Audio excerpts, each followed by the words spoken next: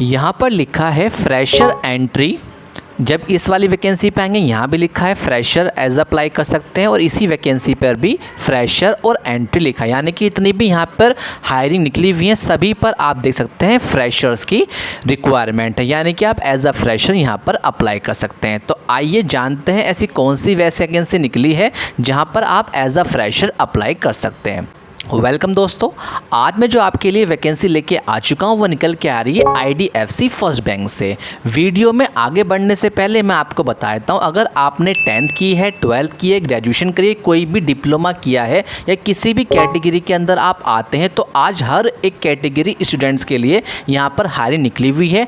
आज हम इस वीडियो के अंदर लाइव आपको कैसे आप ऑनलाइन अप्लाई करेंगे, कैसे आप ऑफलाइन अप्लाई करेंगे और कैसे आपको किन किन बातों का ध्यान रखना है जिसकी वजह से काफ़ी कैंडिडेट्स को यहाँ पे नौकरी नहीं मिल पाती। तो आज हम यहाँ हर चीज़ के बारे में लाइव बात करेंगे, क्या क्या प्रॉब्लम आपको आती है और इन प्रॉब्लम से आपको कैसे स्मार्टली डील करना है। तो जो चैनल पहली बार, चैनल को लाइक करें, सब्सक्राइब करें, नोटिफिकेशन को ऑन कर दें ताकि जब भी ऐसी जॉब से नई अपडेट आए आप तक इन्फॉर्मेशन पहुँच जाए। तो चलिए बिना वेस्टिंग ऑफ टाइम के शुरू करते हैं। सबसे पहले हम चलते हैं गूगल पर। गूगल पर जाते ही आपको डालना है IDFC फर्स्ट बैंक। जैसे ही आप IDFC फर्स्ट बैंक डालेंगे तो आप देख सकते हैं जो लेफ्ट साइड में सेकंड कॉलम है फ्रेशर एंट्री, आपको इस पर क्लिक करना है। जैसे ही आप इस पर क्लिक करेंगे तो ये सीधा आपको IDFC बैंक की ऑफिशियल वेबसाइट पर ले जाएगा जहां पर आपको सारी वैकेंसी शो हो जाएंगी। तो लेफ्ट साइड में आप देख सकते हैं फ्रेशर और एंट्री जो कैटेगरी है उन सभी कैटेगरी पर हायरिंग निकली हुई है। लेफ्ट साइड में आप देखते हैं जॉब कैटेगरी, यानी कि बैंक के अंदर अलग अलग डिपार्टमेंट होते हैं जहां आपको जॉब करने का मौका मिलता है, like sales department, branch operation या branch customer service, customer care centre, यानी जो भी आपका इंटरेस्ट है वो आप इन जॉब कैटेगरी में देख सकते हैं। फ्रेशर के तौर पर आज हम यहाँ पर बात करेंगे, ठीक है। तो देख लेते हैं, आज हम कोई भी यहाँ से एक वैकेंसी उठा करके फिल करके दिखाएंगे जो भी आपके इंटरेस्ट के अकॉर्डिंग, लाइक आप एसोसिएट रिलेशनशिप मैनेजर के लिए भरना चाहते हैं या फिर किसी भी रिलेशनशिप मैनेजर के लिए लायबिलिटीज़ के लिए भरना चाहते हैं तो आप किसी भी फॉर्म को ईजिली भर सकते हैं। तो आज मैं आपको एक फॉर्म लाइव भर के दिखाता हूँ, ठीक है। मान के चलिए हम ले लेते हैं एसोसिएट रिलेशनशिप मैनेजर। तो जैसे इस पर आप क्लिक करेंगे, क्लिक करते के साथ ही आपके सामने इस तरह का इंटरफेस खुल के आ जाएगा, ठीक है। यहाँ पे सब कुछ इसके बारे में लिखा हुआ है, कैसे ये रोल होगा, ठीक है। एसोसिएट मैनेजर रहेगा, ठीक है। और जब आप थोड़ा सा नीचे स्क्रॉल करेंगे तो आप यहाँ देखेंगे यहाँ पर क्या बोला रखा है, bachelor degree in commerce, arts, science, biology और एक्सपीरियंस 0 और अगर 5, यानी अगर आपको 0 एक्सपीरियंस है तो भी अप्लाई कर सकते हैं और आपने कभी इन फ्यूचर कभी बैंक में या फिर पास्ट में कहीं बैंक में काम किया होगा तो भी आप यहाँ पर अप्लाई कर सकते हैं।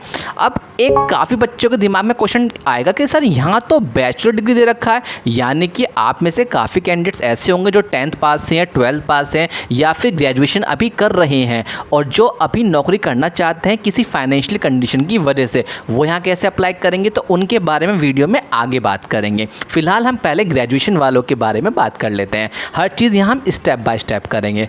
तो आपको क्या करना होगा, राइट साइड में आप देख सकते हैं, ऐसे आप ऊपर तरफ स्क्रॉल करेंगे, करने के बाद आप देखते हैं राइट साइड में लिखा है अप्लाई नाउ, आपको इस पर क्लिक करना है।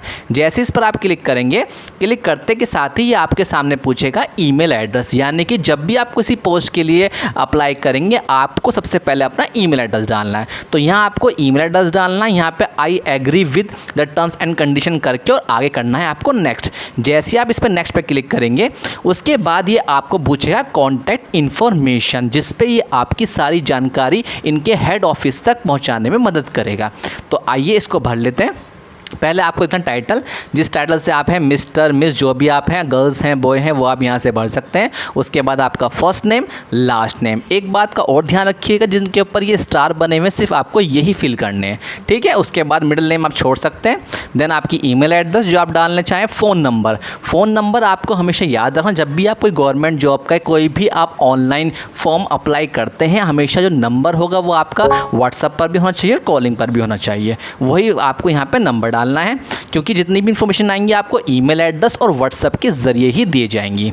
उसके बाद जेंडर आप क्या है, मेल फीमेल हैं, वो आप यहाँ डाल सकते हैं। उसके बाद मैरिटल स्टेटस अगर आप सिंगल हैं या डाइवोर्स्ड हैं या फिर अदर्स में आते हैं, विडोड हैं, जो भी आप कैटेगरी में आते हैं यहाँ से फिल कर सकते हैं। अब आती है date of birth. Date of birth हमेशा याद रखिएगा, पहले मंथ पूछा गया है, फिर डे पूछा गया है, फिर ईयर पूछा गया है। काफ़ी सारे कैंडिडेट्स यहाँ पे कई बार गलती करते हैं, आपको ये गलती बिल्कुल भी नहीं करनी। तो पहले मंथ आएगा, फिर डे आएगा, फिर ईयर आएगा, ठीक है। ये करने के बाद अब आती है कंट्री। इंडिया ऑटोमेटिक सेट कर लेगा, अदरवाइज़ आप यहाँ पे जिस भी कंट्री से हैं वो आप यहाँ फिल कर दीजिएगा। उसके बाद आपका स्टेट, कौन से सिटी से आप बिलोंग करते हैं, किस पिन कोड में है, और आपका एड्रेस जिस पे आप करंटली रह रहे हैं, जहाँ पर भी आपको बैंक की तरफ से एक ऑफर लेटर दिया जाएगा, वो आपको एड्रेस यहाँ डालना है। अब यहाँ पर आता है इफ़ फ्रेशर चूज़ 0 ईयर्स, यानी कि वर्क एक्सपीरियंस के बारे में बात करी गई है और हम यहाँ पे एज अ फ्रेशर अप्लाई कर रहे हैं, तो हम यहाँ पे 0 फिल करेंगे, यहाँ भी 0 करेंगे, यहाँ भी 0 करेंगे, ये सब आपको छोड़ देना है। अब आता है रिज्यूम, जहाँ पर ऑनलाइन फॉर्म जब भी आप अप्लाई करेंगे तो हर एक कैंडिडेट का सिलेक्शन रिज्यूम पर डिपेंड करता है। अगर आपका रिज्यूम अच्छा नहीं होगा तो 99.9% चांसेस है कि आपके अलावा किसी और को हायर किया जाएगा। तो इसका सॉल्यूशन भी मैंने आपके लिए निकाल रखा है। वो कैसे? जैसे ही आप हमारे official earning class academy channel पर जाएंगे, जाने के बाद आप देख सकते हैं यहाँ पर एक ऑप्शन है प्लेलिस्ट का। जैसे आप इस पर क्लिक करेंगे तो लेफ्ट साइड में how to make a resume के नाम से एक आपको फोल्डर दिखाई देगा। इसे देखने के बाद जितनी भी आपकी रिज्यूम से जुड़ी हुई प्रॉब्लम है उसको आप आसानी से सॉल्व कर सकते हैं, ठीक है। तो इसको देख करके आप अपनी प्रॉब्लम सॉल्व करके और 2 मिनट में अपना रिज्यूम तैयार करके यहाँ पर अपलोड कर दीजिएगा, ठीक है। उसके बाद ये पूछता है फोटोग्राफ आपको वही डालनी है जो आपका एक पासपोर्ट साइज़ फ़ोटो होती है, वो आप फ़ोन से क्लिक कीजिएगा, ये ऑटोमेटिक आपकी गैलरी से उसको ले लेगा, ठीक है। नेक्स्ट आता है फिर ये ऑप्शन, इस पर जैसे ही आप क्लिक करेंगे, क्लिक करते के साथ ही ये पूछेगा अब कुछ आपसे क्वेश्चंस, यहाँ बहुत अच्छे ध्यान दीजिएगा, अदरवाइज़ आपका फॉर्म यहाँ पे फिल नहीं होगा। इसको आप भल्ली फिल कर लीजिएगा। देयर इज़ डैश करके are no FIR investigation against me, यानी कि एक पैराग्राफ है जिसमें बता रखा है कि मेरे खिलाफ कोई भी यहाँ पर FIR नहीं की गई है, कोई भी तरह का। There is no case spending against me in any court of law और इन एनी पुलिस स्टेशन, तो यहाँ पर आप एग्री कर दीजिएगा, ठीक है। अब आता है what was your previous performing rating, तो ये सब चीज़ें को ना भर के आप सीधा ये इफ़ यू आर फ्रेशर और नॉट बीइंग अप्रेस्ड येट, तो इनपुट रेटिंग NA मतलब होता है नॉट एप्लीकेबल, कि अगर आप फ्रेशर हैं तो आपको यहाँ सिर्फ NA करना है, तो यहाँ पे आप क्लिक कर दीजिएगा NA पे। Do you have any immediate relative family member जो वर्क कर रहे हैं IDFC फर्स्ट बैंक में, तो यहाँ पे आपको नो करना, अगर कोई है तो येस कर दीजिएगा, ठीक है। अगर काफ़ी सारे बच्चे सोचते हैं अगर हम येस कर देंगे तो क्या हमारा सिलेक्शन नहीं होगा, इसमें ऐसा नहीं होता। अगर आप कोई फैमिली मेम्बर या कोई रिलेटिव आपका IDFC फर्स्ट बैंक में जॉब करता है तो आपको एक रेफरेंस के तौर पर हायर किया जाता है। How many years of experience you have, तो अगर आपको है ठीक है, अदरवाइज आप यहाँ पर ब्लैंक कर सकते हैं, 1 पे करके छोड़ सकते हैं, क्योंकि यहाँ पे 0 नहीं दे रखा। Have you cleared your higher secondary degree, यानी 12th क्लास आपने कंप्लीट कर रखी है, तो येस, नहीं कर रखी तो नो कर दीजिए। Do you have relieving letter for all previous company in case of fresher or you have experience in only 1 organisation, अगर है तो येस, अदरवाइज आप यहाँ फ्रेशर तो आप यहाँ पे NA करेंगे। Have you cleared your graduation, अगर कर रखी है तो येस, और अगर परसुइंग कर रहे हैं तो no. Do you have a 2 wheeler, अगर है तो येस, नहीं है तो no. Are you open for a field sales role, अगर आप चाहते हैं कि हम बैंक के अलावा भी फील्ड में काम करना चाहते हैं तो आप येस कर सकते हैं, और किसी को अगर नहीं है पसंद बैंक के बाहर जाके फील्ड वर्क करने का तो वो यहाँ पे नो कर सकता है, ठीक है। What is your notice period in condonation, अगर आपका कोई नोटिस पीरियड होता है तो कितने मंथ में दिया जाता है, आप 1 मंथ, 2 मंथ, 3 मंथ कर सकते हैं as per your requirement. Do you have 2 wheeler driving licence, अगर आपके पास है येस, अदरवाइज नो, क्योंकि जो चीज़ आप यहाँ पे फिल करेंगे वही चीज़ इंटरव्यू में और डॉक्यूमेंट वेरिफिकेशन में आपसे पूछा जाएगा, तो आप यहाँ पे येस और नो करके। Do you have any previous experience in field sales role, अब आपको कभी सेल्स रोल का पता नहीं है और हमें सेल्स जॉब नहीं करनी, तो आप यहाँ पे नो कर सकते हैं, ठीक है। उसके बाद आई एग्री दोनों पे करके, और लास्ट में जो आपका सिग्नेचर होगा वो आपको फुल नेम करना है, और फिर लास्ट में यहाँ करना है सबमिट, दैट्स इट। मैंने आपको यहाँ पे कोई भी नई बात नहीं बताई, ये आप खुद भी कर सकते थे। यहाँ हमारा ऑनलाइन वर्क कंप्लीट होता है। अब आपके काफ़ी सारे जो कैंडिडेट्स हैं उनके माइंड में क्वेश्चन ये ज़रूर आएगा, सर चलिए ये तो हमने कर लिया ऑनलाइन वर्क, अब इसका तरीका ऑफलाइन में क्या रहेगा, आइए वो भी देख लेते हैं। सबसे पहले हम क्या करेंगे, हम जाएंगे गूगल पर, हम जाकर डालेंगे IDFC first bank. For example मेरे पास काफ़ी ज़्यादा आसाम के बच्चे की क्वेरीज आती है, तो हम आसाम डाल देते हैं। जैसे हमने आसाम डाल के एंटर किया, आप देख सकते हैं लेफ्ट साइड राइट साइड में जितने भी IDFC फर्स्ट बैंक के एड्रेसेस हैं उनके हमें एड्रेस यहाँ मिल जाएंगे। देख सकते हैं ये रहा एड्रेस, यानी कि जिस भी लोकेशन पर आप रहते हैं, लाइक आसाम नहीं रहते, आप रहते हैं फॉर एग्जांपल दिल्ली, तो आप दिल्ली डाल करके उसको एंटर कर दीजिएगा। तो जितने भी IDFC है इस बैंक की, जितने भी आपके ऑफिस होंगे वो राइट साइड में आपके सामने ओपन हो जाएंगे। अब आपके माइंड में क्वेश्चन ये ज़रूर आएगा, सर चलिए हमने ऑनलाइन अप्लाई कर दिया, हमने ऑफलाइन एड्रेस भी पता कर लिया, बट हम तो यहाँ 10 कैटेगरी में आते हैं, 12 कैटेगरी में आते हैं, यहाँ हम ग्रेजुएशन कर रहे हैं, तो हम कैसे अप्लाई कर सकते हैं? आइए उसका इलाज भी यहाँ पर है। वो कैसे? सबसे पहले आपको गूगल पे जाना है, यहाँ डालना है best post for fresher in bank department, यानी कि ऐसी कौन कौन सी पोस्ट है जो आप as a fresher bank department के अंदर कर सकते हैं। तो आप देख सकते हैं नीचे की तरफ लिखा हुआ रहा है credit analyst, risk management, operation manager, relationship manager, यानी कि इन सभी कैटेगरी के अंदर आप एज अ फ्रेशर अप्लाई कर सकते हैं। अब यहाँ क्वेश्चन ये आता है कि सर मान के चलिए कोई पोस्ट है और उस पोस्ट के अकॉर्डिंग हमें क्या क्या एलिजिबिलिटी चाहिए। मान के चलिए अगर आप रिलेशनशिप मैनेजर के लिए कर रहे हैं बट यहाँ तो डिग्री मांग रहे हैं, वो कैसे? जब आपने यहाँ फॉर्म फिल किया था, आप देख सकते हैं यहाँ पर रिलेशनशिप मैनेजर दे रखा है, देख सकते हैं, देखिए लिखा है रिलेशनशिप मैनेजर, ठीक है, बट यहाँ पे एलिजिबिलिटी कौन मांग रहा है? यहाँ मांग रहे हैं बैचलर डिग्री। अब आप तो हैं 10-12 वाले, तो आप यहाँ कैसे अप्लाई करेंगे?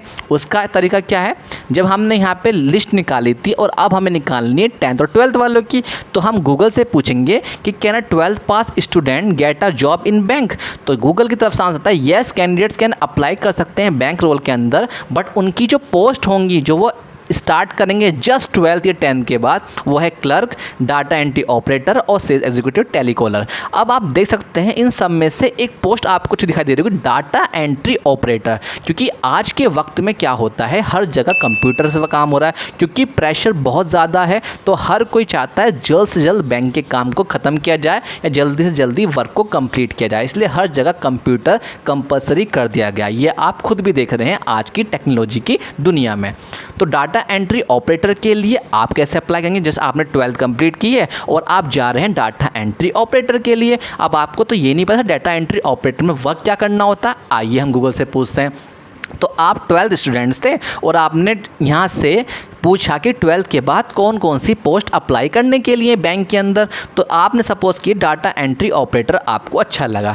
अब इसके अंदर रिक्वायरमेंट क्या है, हमने गूगल से पूछा कि which computer course is best for data entry job, तो उन्होंने बताया डाटा एंट्री जॉब के लिए सर्टिफिकेट्स होते हैं in data entry operator, diploma data entry operator. इससे बेनिफिट क्या है, आपने सपोज कि 10th की या 12th की, उसके बाद आपका सपना है कि मैं बैंक में जॉब करूँ और साथ ही अपनी पढ़ाई भी करता रहूँ, तो आपके पास प्लस पॉइंट ये रहेगा कि जब 10th और 12th का रिजल्ट आता है उस दौरान 3 महीने छुट्टी होती है या बीच में गैप होता है, उस वक्त आप किसी भी इंस्टीट्यूट में जाकर के डाटा एंट्री ऑपरेटर का सर्टिफिकेट, डाटा एंट्री ऑपरेटर के अंदर जितने भी डिप्लोमा होते हैं वो आप जा करके जब कंप्लीट कर लीजिए। इससे बेनिफिट ये होगा जैसे ही आपका 10th का 12th का रिजल्ट आएगा तो आपके पास एक डिप्लोमा होगा, जो कि कहाँ बेनिफिट होगा, क्योंकि आपने यहाँ 12th के बाद इन पोस्ट पर like clerk, data entry operator हर बैंक के अंदर रिक्वायरमेंट आती है। तो वो जितने भी कैंडिडेट्स आपके साथ साथ जिन्होंने 10th या 12th की होगी उनके पास ये अपॉर्चुनिटी होगी कि वो इन पोस्ट पर अप्लाई कर सकते हैं। बट सिलेक्शन किसका होगा, जो यहाँ पे स्मार्टली वर्क करेगा। वो कैसे, क्योंकि उनके पास पता डाटा एंट्री ऑपरेटर के लिए 2 बंदे जाते हैं एक बैंक के अंदर, एक के पास सिर्फ 12th क्लास की रिजल्ट है और एक के पास डाटा एंट्री ऑपरेटर का सर्टिफिकेट भी है। तो आप खुद सोचिए किसकी ज़्यादा चांसेस हैं यहाँ पर सिलेक्शन होने के। ऑब्वियसली बात इसके बाद डिप्लोमा होगा। तो मैंने आपको एक प्लस पॉइंट बता दिया है, अगर आप 12th पास या 10th पास हैं तो आप इन सभी पोस्ट में जो भी आपको लगता है, क्लर्क है, डाटा एंट्री ऑपरेटर है, सेल्स एग्जीक्यूटिव है, टेलीकॉलर है, इन सभी के अंदर कोई भी नियरेस्ट इंस्टीट्यूट जाके सर्टिफिकेट ले सकते हैं।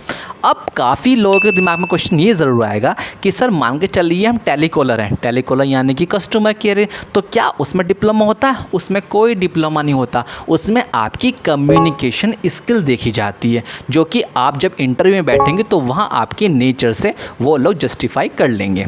ठीक है। तो ये एक एग्जाम्पल है कि अगर आपको कोई भी यहाँ से पोस्ट अच्छी लगती है या फिर अगर आप जानते हैं कि best post for fresher in bank department, तो आप इन सभी पोस्ट के अकॉर्डिंग जिस जिस इंस्टीट्यूट के अंदर सर्टिफिकेट प्रोवाइड किए जाते हैं 2 महीने के, 3 महीने के, 6 महीने के, वो ले करके सीधा बैंक के अंदर जाकर एज अ फ्रेशर अप्लाई कर सकते हैं। इससे बेनिफिट ये होगा कि आप ही की तरह जो कैंडिडेट्स होंगे जो आप ही की एज के हैं और आप ही की तरह अप्लाई करने गए बट उनके पास 10th और 12th की डिग्री है या सर्टिफिकेट है और उनके पास कोई अलावा कुछ नहीं है, और आपके पास 10th 12th के रिजल्ट के अलावा डिप्लोमा भी है या सर्टिफिकेट भी है उस पर्टिकुलर पोस्ट के लिए जहां आप इंटरव्यू देने जा रहे हैं, तो 200% चांसेस है कि सीधा बैंक आपको हायर किया, क्योंकि आपने उस पर्टिकुलर पोस्ट के अंदर एक डिप्लोमा या सर्टिफिकेट को हासिल किया हुआ है। तो आप खुद समझदार हैं कि किसके चांसेस होंगे यहाँ हायर होने के लिए। देखिए, बैंक के अंदर किसी बैंक के अंदर नौकरी भरपूर है,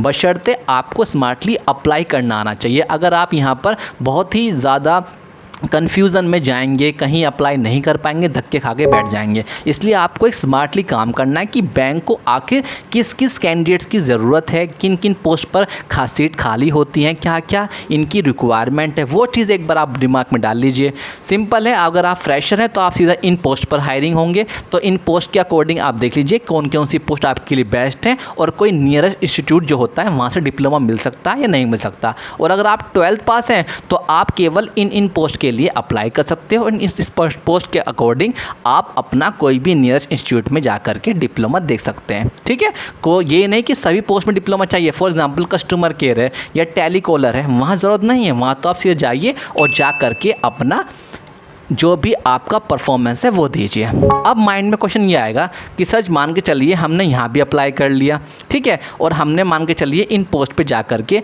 हमने देख लिया और हमारे पास डिप्लोमा है। अब जब हम बैंक के अंदर जाएंगे तो वहाँ हम किस तरीके से फेस करेंगे, वहाँ आखिर हम बोलेंगे क्या, क्योंकि ऑनलाइन भी समझ में आ गया, ऑफलाइन भी समझ में आ गया। ऑफलाइन कैसे करेंगे, आपने कोई भी एड्रेस लिया, आपको बैंक का एड्रेस मिल गया, आप सीधे वहाँ चले गए।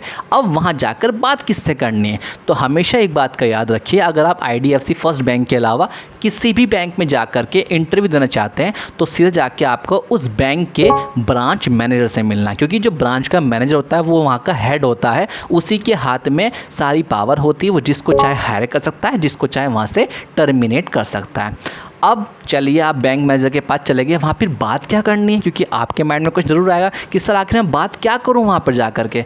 तो सबसे पहले एक बात का हमेशा याद रखिए, जब भी आप जाएंगे 2 चीज़ों की रिक्वायरमेंट होगी, पहला आपका रिज्यूम और दूसरा आपका सेल्फ इंट्रोडक्शन, और तीसरा जिस पोस्ट के लिए आप वहाँ जा रहे हैं उसके बारे में आपको थोड़ी बहुत नॉलेज होनी चाहिए। वो कैसे, पहली हम प्रॉब्लम को सॉल्व करते हैं, वो है आपका रिज्यूम। वो कैसे करेंगे, वो सीधा आप जो भी हमारे ऑफिशियल यूट्यूब चैनल है अर्निंग क्लास अकेडमी, प्लेलिस्ट में जा करके how to make a resume को यहाँ से देख करके घर बैठे 2 मिनट के अंदर अपना रिज्यूम रेडी कर सकते हैं। ये आपकी प्रॉब्लम सॉल्व हो गई। सेकंड थिंग, सेल्फ इंट्रोडक्शन आता है। सेल्फ इंट्रोडक्शन के लिए मैंने अलग से वीडियो बना रखी है, मैं वीडियो के डिस्क्रिप्शन में डाल दूंगा, वहाँ से आप अपना सेल्फ इंट्रोडक्शन प्रिपेयर कर सकते हैं। नंबर 3 और लास्ट, जिसके ऊपर आपका सिलेक्शन बेस्ड रहेगा, वो आता है जिस पोस्ट के लिए आप जा रहे हैं उसके बारे में आपको नॉलेज है या नहीं।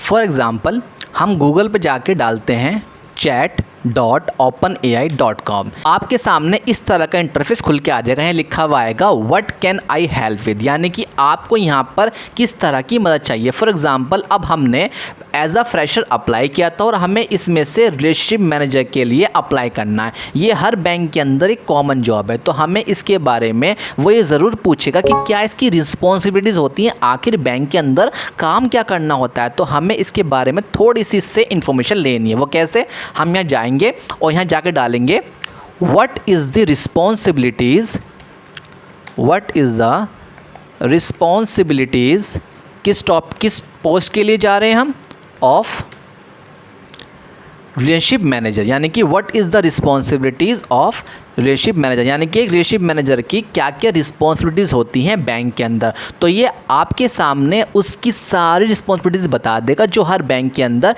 इस पोस्ट के लिए की जाती है। ज़रूरी नहीं कि आपको इसी चीज़ करना है। अब देख लीजिए, इसने बताया क्लाइंट रिलेशनशिप मैनेजमेंट करना होता है, सेल्स का बिजनेस डेवलपमेंट करना होता है, प्रॉब्लम सॉल्विंग आपको करनी पड़ेगी, प्रोडक्ट का मैनेजमेंट आपको करना पड़ेगा, यानी कि आपको ये हर चीज़ एज अ पॉइंट में समझाएगा। तो इससे बेनिफिट क्या होगा, जब आप वहाँ इंटरव्यू में बैठेंगे और इंटरव्यूअर आपसे जब सेल्फ इंट्रोडक्शन पूछ लेगा या आपका रिज्यूम देगा तो वो आपसे ज़रूर पूछेगा कि आखिर जिस पोस्ट के लिए आप अप्लाई करना चाहते हैं उसके बारे में आपको नॉलेज है या नहीं। तो पूछेगा एक बात बताइए, रिस्पॉन्सिबिलिटीज़ क्या हैं इस पर्टिकुलर पोस्ट के जिसके लिए अप्लाई करना है। और अगर आप वहाँ से रट कर गए, कोई पैराग्राफ आपने याद किया और वहाँ जाके बोल लेंगे तो शायद आप वहाँ भूल जाएंगे। तो यहाँ बेनिफिट क्या है, आपको देखिए हर चीज़ यहाँ पॉइंट में है। Problem solving, 4th point product को नॉलेज करना, कोलैबोरेशन करना। इससे बेनिफिट क्या होगा, जितने भी ये पॉइंट्स आपको लिख कर दे रहा है इन सही पॉइंट्स को आपको एक पेन कॉपी पे नोट करना है कि जब हम वहाँ जाएंगे तो आपको टिप्स पर वो चीज़ याद होंगे। इससे जो इंटरव्यू वाला होगा उसके सामने आपका एक अच्छा इंप्रेशन पड़ेगा और आप वहाँ पर ईजिली कॉन्फिडेंस होंगे उसके इस सवाल के जवाब का अच्छे से आंसर दे पाएंगे और कहीं ना कहीं अंदर से कॉन्फिडेंस महसूस करेंगे। तो इससे क्या हुआ, आपको एक बेनिफिट मिलेगा कि जो भी आप वहाँ से सवाल जवाब होंगे उनको टिप्स पर याद करके बता सकते हैं। ठीक है, फॉर एग्जाम्पल अब बात कर लेते हैं 12th वालों के लिए, 10th वालों के लिए। सपोज़ कीजिए आपको यहाँ पर डाटा एंट्री ऑपरेटर के लिए अप्लाई करना है। तो हम क्या करेंगे, सीधा यहाँ सर हमने किसके लिए निकाला था, पहले हमने निकाला था रिलेशनशिप मैनेजर के लिए। तो हम क्या करेंगे, इस बार हम डाटा एंट्री को पकड़ेंगे कि उसकी क्या क्या रिस्पॉन्सिबिलिटीज़ होती हैं। तो यहाँ से हम क्या करेंगे, डाटा एंट्री ऑपरेटर को कॉपी करेंगे और ये बताएंगे कि इसकी क्या क्या रिस्पॉन्सिबिलिटीज़ होती हैं हर बैंक के अंदर। ठीक है, तो हम जैसे यहाँ पर एंटर करेंगे तो आप देख सकते हैं ये आप ही के सामने दिखा रहा है कि डाटा एंट्री ऑपरेटर की क्या क्या रिस्पॉन्सिबिलिटीज़ होती हैं हर बैंक में। डाटा एंट्री को मेंटेनेंस करना, वेरीफाइंग डाटा आप देख सकते हैं। ठीक है, ये लिखता रहेगा। अब आपका बेनिफिट क्या होगा, आप जितने भी पॉइंट को लिख रहा है आपको एक पेन कॉपी लेना है, वहाँ पर नोट कर लेना है। ऑर्गेनाइज करना, यूनिक डाटा एंट्री टूल्स करना, कॉन्फिडेंशियल सिक्योरिटी करना, यानी कि आप जिस भी पोस्ट के लिए जा रहे हैं सिर्फ उसका आपको यहाँ पर क्या डालना है, what is the responsibilities of a data entry operator, customer service executive या रिलेशनशिप मैनेजर। जो भी पोस्ट आपको अच्छी लगती है बस वो यहाँ पे डाल दीजिए, ऑटोमेटिक ये आपको उसके बारे में पॉइंट बना के दे देगा। आप इस पॉइंट को सीधा एक पेन कॉपी पे नोट कीजिए, लर्न कीजिए और इंटरव्यू करने जा करके अपना बेस्ट परफॉर्मेंस दीजिए। यकीन मानिएगा 200% आपका सिलेक्शन होगा ही होगा, क्योंकि आप एक स्मार्ट स्ट्रेटजी फॉलो कर रहे हैं जो और कैंडिडेट्स नहीं करेंगे। वो सीधा अपना 10th-12th के बेस पर आएंगे, अपना सर्टिफिकेट दिखाएंगे, मार्कशीट दिखाएंगे और सीधा इंटरव्यू देने बैठ जाएंगे। बट वहीं जब आप उस पोस्ट के बारे में अच्छे से नॉलेज लेके जाएंगे, अच्छे से आप वहाँ बता पाएंगे तो ऑटोमेटिक आपके अंदर एक कॉन्फिडेंस आएगा और कहीं ना कहीं औरों से आपके चांसेस हाई हो जाएंगे वहाँ पर हायर होने के लिए। तो आई होप आप समझ गए किस तरीके से अप्लाई करना है। मैंने आपको यहाँ पे ऑनलाइन तरीका बता दिया कैसे आपको अप्लाई करना है। ऑफलाइन तरीके के लिए सीधा आप किसी भी स्टेट में अगर आप रहते हैं उसका नाम डालिए और सीधा यहाँ से उनका एड्रेस फाइंड आउट कीजिए। अगर आप एज अ फ्रेशर अप्लाई कर रहे हैं तो बेस्ट पोस्ट डाल करके इन सही पोस्ट पर आप एज अ फ्रेशर अप्लाई कर सकते हैं। और 10-12 के बेस पर आपको अप्लाई करना है तो आप सिर्फ केवल इन पोस्टों के अकॉर्डिंग अप्लाई कर सकते हैं। तो मैंने आपको सारी स्टडी समझा दी है किस तरीके से आपको अप्लाई करना। फिर भी अगर आपको कोई भी डाउट है तो सीधा आप हमारे जैसे ही official earning class academy YouTube channel पर जाएंगे। मोर पर जाने के बाद हमारा टेलीग्राम और व्हाट्सएप ग्रुप है, यहाँ हम ऑफिशियल जितनी भी हमारी अपडेट होती हैं वो डालते हैं। इंपॉर्टेंट PDF, इंपॉर्टेंट लिंक आपको सब इन दोनों ग्रुप में मिल जाएंगी। इसको आप ज्वाइन कर लीजिएगा जिससे कि आपको हर अपडेट्स के बारे में इंफॉर्मेशन पहले से मिल जाएगी। और साथ ही फेसबुक और इंस्टाग्राम पे आप हमें पर्सनल मैसेज करके अपनी क्वेरीज को पूछ सकते हैं। तो आई होप आप लोग समझ गए किस तरीके से आप यहाँ पे स्मार्टली अप्लाई कर सकते हैं। तो जो लोग चैनल पहली बार, चैनल को लाइक करें, सब्सक्राइब करें, नोटिफिकेशन को ऑन कर दें ताकि जब भी ऐसी जॉब की न्यू अपडेट आए आप तक इंफॉर्मेशन पहुँच जाए। Thank you so much.